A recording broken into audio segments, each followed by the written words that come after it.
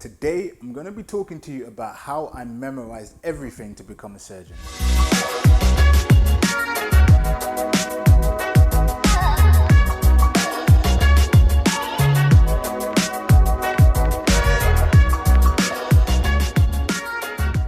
What is good, people? Welcome back to my channel. I'm your boy, Dr. Jude. So I went to medical school for 5 years, and then I completed postgraduate training, which was 10 years. And over that time, believe me, I have sat a lot of exams. And I've picked up some gems along the way. I've learned how to get success and, well, what doesn't work. So I will share that with you as well. So in this video, I'm going to share with you my top techniques that I still use today when I need to study and learn something as quick as I can. First things first, I want to make this interactive. So if you hear something you like or don't like, or if you feel that I've missed something or something has really worked for you, I want you to drop it in the comments and let's start a real discussion, because believe me, this studying business is not easy. I personally think that they should teach how to study at university. Now, it seems a bit silly, right? But studies have shown that the most popular study techniques do not work or are ineffective. First of all, what is studying? Studying is an attempt to learn. And what is learning? Learning must be proactive. And all too often, we find the most comfort with passive learning techniques, and they are just poor. Learning requires higher order thinking. It requires you to emotionally engage with what you're reading in order to be able to retain it and recall it at a future date. And how do you do that? That's what we're going to talk about. Now, first of all, who are the best learners in the world, on the planet, ever? Children. Why? Why are children the best learners? And it's always intriguing me. Children can learn a language at a click of a finger. They can pick up an instrument, and within a year, they'll be fluent, okay? Why? And that is because their learning is proactive. They're still curious. They're struck with intrigue. They engage emotionally with what they're learning. Now, I'm not saying that you will be able to go back to childhood, but if you work out how to engage emotionally with what you are learning, you will have a greater level of retention and further recall. Okay, so what doesn't work? Let's get this straight now. Simple reading doesn't work. I've sat there for hours and read pages and pages and pages of textbooks. But when you get into the exam, you will not remember any of it. It just doesn't work. And actually, that's not just my opinion. Several educational and psychological studies have been done which have proven this. In addition, highlighting, underlining, it doesn't work. It makes us feel good because it feels like we're doing something, but it doesn't work. By itself, it's an ineffective study technique. And rereading, equally poor. Now, I personally have found rereading to be valuable, but not just simple rereading of the textbook.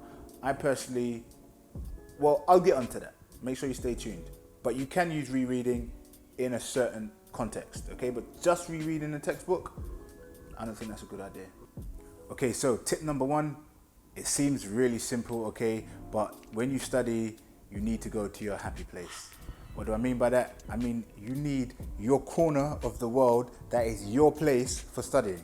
So about a year ago, I finished some pretty grueling exams. And me personally, I created a study area. I literally built an additional room in my house that I knew for 1 year was gonna be my room. And I made it comfy. Nice carpet, dim lighting. I made my desk exactly how I want it.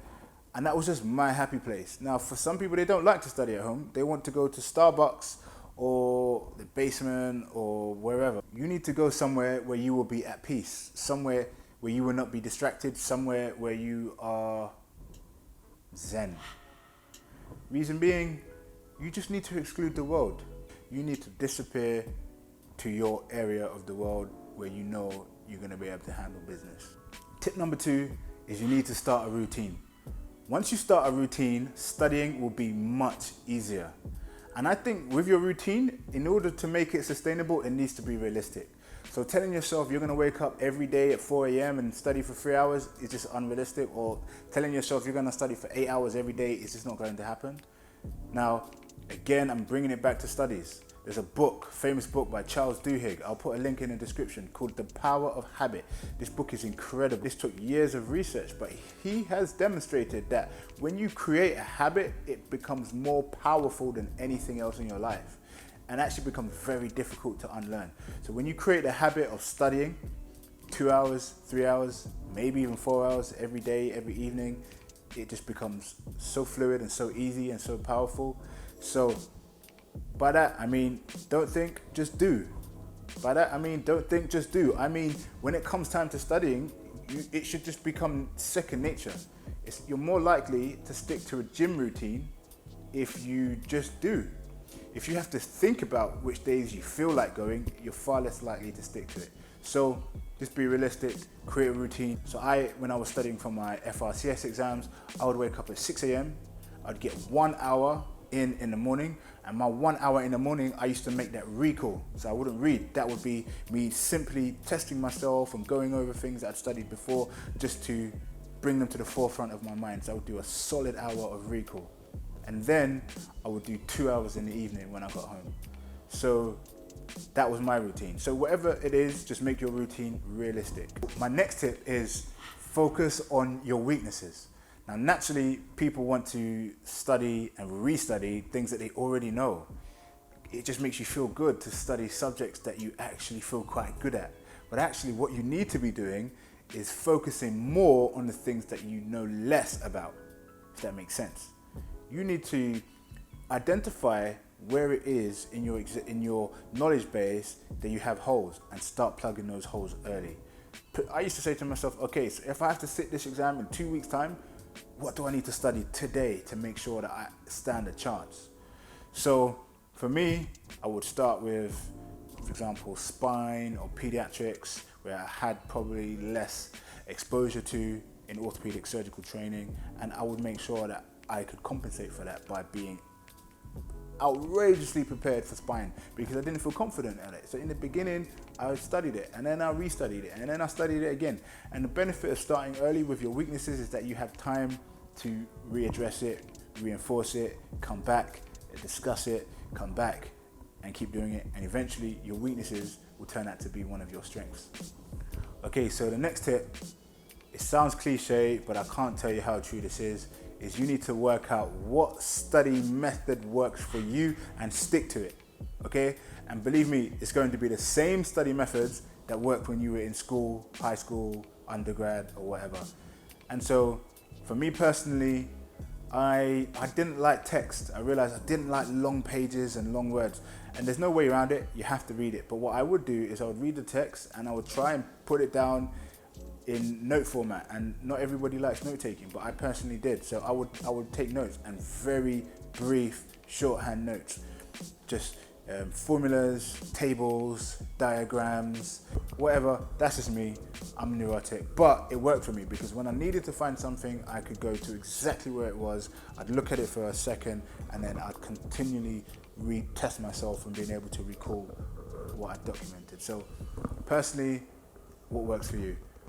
I know people like mnemonics. People would literally memorize mnemonics. If that works for you, go for it. And what are mnemonics? Mnemonics are kind of acronyms that help you memorize a topic. For example, I still remember a mnemonic to help me remember the brachial plexus. Robert Thomas drinks cold beer. For those of you who are non-medics, don't worry about this, but it helps you remember each part of the brachial plexus. And eventually you will forget the mnemonic, but you'll still remember the brachial plexus or whatever it is you're trying to memorize. My next tip I touched upon before, and it is be proactive. No matter how tired you are, be proactive. Engage all of your senses. Watch videos, read something, speak it out. I used to literally stand in front of the mirror and try and explain a topic that I just read to make sure that I understood it, and to kind of solidify my own kind of learning of that area. Or I'll get a blank piece of paper, literally a blank piece of paper, and I would have arrows and diagrams and just freehand, just get down what you studied, get it out, because learning is all about recall. And if you don't test the recall, then how do you know that you've learned it? So don't just read a short paragraph, then test yourself, speak it out, scribble it out, whatever. Just be proactive. Be proactive. Passive learning equals low retention. Okay, now this tip, I honestly cannot believe it took me so long to learn it. And that is simply to test yourself. If you're doing an exam, you need to practice for your exam. And we used to, in school, do past papers. And believe me, past papers, they work. I know people who have barely opened a textbook, but churned out thousands of questions. And when it comes to the exam, they score the highest. Because exam taking is also a skill. And it's not necessarily about knowing everything in a book. So, when you've read, do questions. And do them regularly, do them early. I've heard people say that they don't want to start doing questions until they've read the book, or that, until I've read, a majority of what I want to read, then I'll start testing myself. I think that is incorrect. Even before you've read everything, just start testing yourself, start doing questions.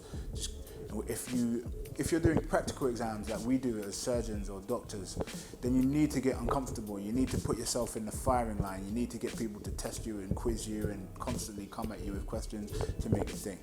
So my tip is to test yourself and to start early. So now my next tip is you need to get a study group. And when you pick your study group or your study buddy, you need to be a little bit selfish, okay?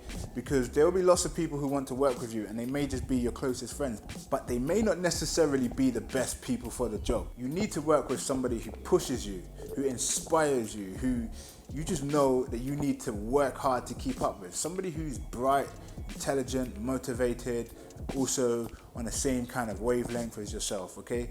Now that may not necessarily, unfortunately, be your friends. They may be the best people to crack your joke with, but when it comes to studying, if you really want to push yourself, it needs to be a combination of friendship and, I don't know what it is, je ne sais quoi. So in a nutshell, work with people who will push you. My final tip, take it or leave it, but for me, as a doctor, a surgeon in training, working full-time and studying for exams, the best thing I did was buying the right tech. I bought an iPad, which meant I could read anywhere. And I bought enough data so that I could be anywhere and watch videos, tutorials. And on that device, I would have all of my notes, which I used Evernote for, by the way. This is not sponsored. And all of my notes would be on that device, my books, diagrams, wherever I was. We could have a breakout mini session where we just attack a topic for half an hour and boom, everything was there on my iPad.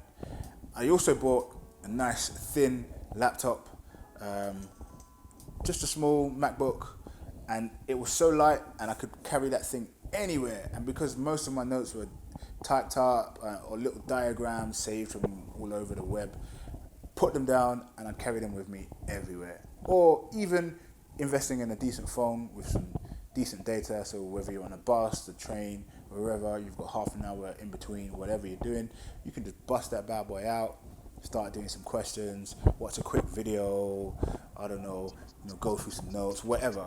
But you could be proactive anywhere. So for me, I found that invaluable. Anyway, guys, I hope that was useful. Those are my own gems that I've picked up that have helped me this far. If you found them helpful, please do leave a comment. If you didn't find them helpful, then keep it to yourself. I'm just joking.